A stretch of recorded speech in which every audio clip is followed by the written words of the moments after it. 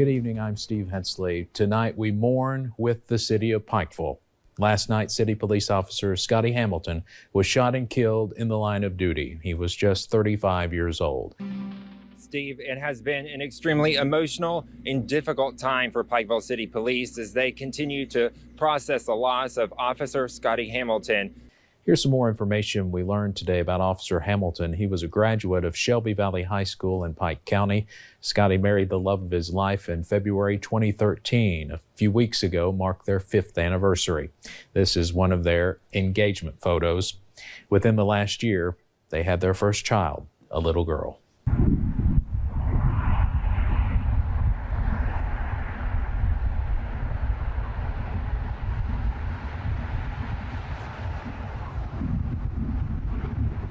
Good evening, I'm Steve Hensley reporting live from downtown Pikeville. It was a day filled with mourning as a community said goodbye and laid to rest Officer Scotty Hamilton. Yeah, Steve, like you said, it was emotional and thousands showed up to honor Officer Hamilton's life and many songs were sung and stories were told. It was truly a life well lived. It's with a heavy heart. The city of Pikeville has announced that Officer Scotty Hamilton was shot and killed tonight in the line of duty. Just something you just can't wrap yourself around.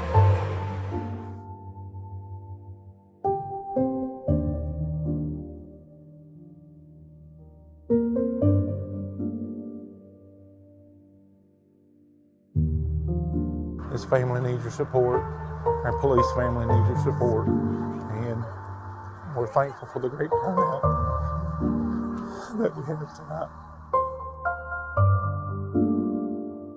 From the Big Sandy to the Cumberland Valley. Challenging 10-hour period.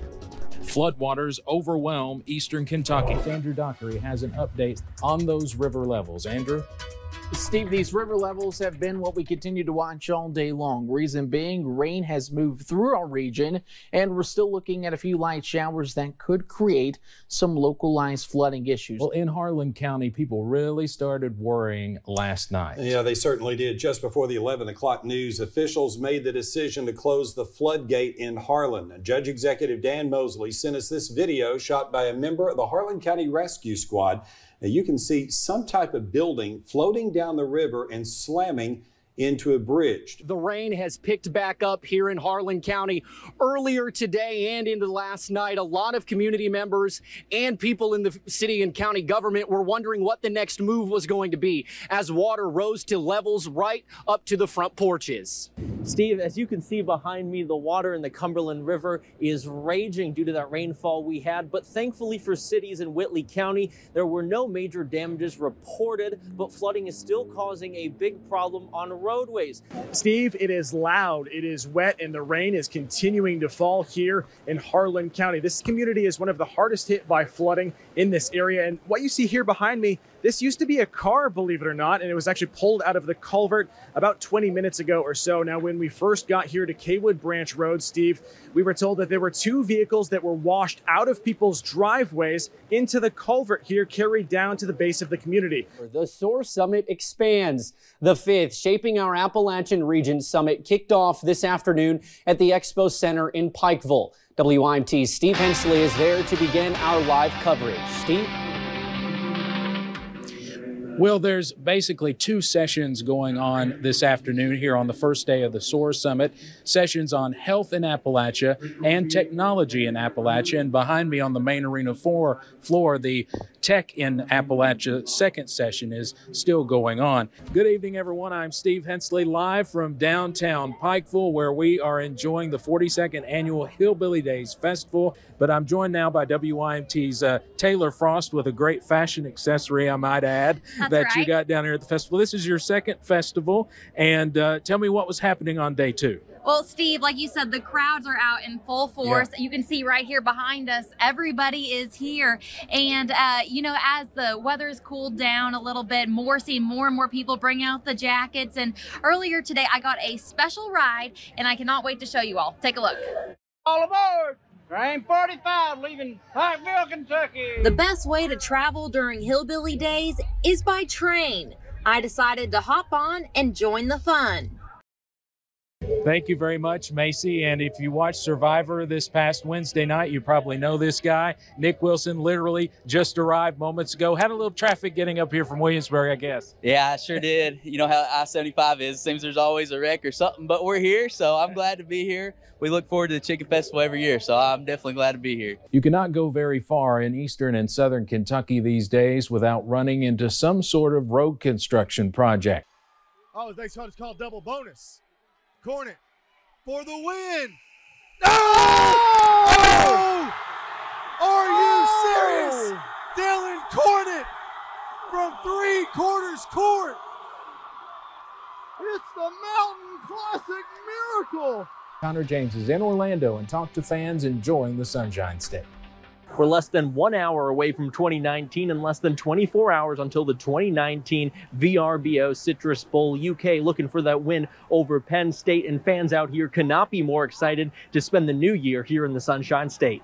It's been 20 years since Kentucky football has appeared in a New Year's Day bowl game, going all the way back to 1999. Coincidentally, Kentucky met the Penn State Nittany Lions then. Former WYMT sports director John Lewis takes us back to that day in tonight's Sports Overtime Rewind. Betty Lynn is one of the few still with us. But now, at 92 years old, her answer was surprising when we asked how she wanted to be remembered. People don't have to remember me. I don't think it's necessary that I be remembered. They could say a prayer for me. You know, most people feel they'll get to heaven. I'm not sure I will, but I want to. So if they'll pray for me, I'd appreciate that. I can't think of anything else. Good evening, I'm Steve Hensley. And I'm Neil Middleton. The midterm elections provide some close races and a few local surprises. It's always interesting. The one race eyes across the nation were on tonight was for Kentucky's 6th congressional district. Republican Andy Barr won a 4th term, defeating Democrat and former Marine fighter pilot Amy McGrath.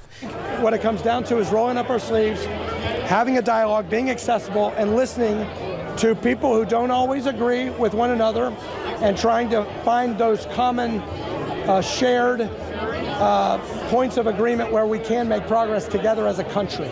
I'm here with Ray Jones, who just won Judge Executive in Pike County. Now, Ray, how are you feeling about your win tonight? Steve, I'm here inside the Perry County Courthouse where just moments ago I talked with the Perry County Clerk, Haven King. Now, you just mentioned it. Polls closed around 6 this evening. They closed at 6 this evening, but some will stay open a little bit longer while people who were already in line by 6 o'clock have an opportunity to cast their ballot. Let's jump straight into that 6th congressional district race. The latest polls have this race as a toss-up. Who wins and what does this mean for the congressional races across the country? And Mike, I'm going to start with you and then we'll go to Coleman. H.B. Elkins and Sarah George, our guests tonight on Issues and Answers. They're with the Kentucky Transportation Cabinet.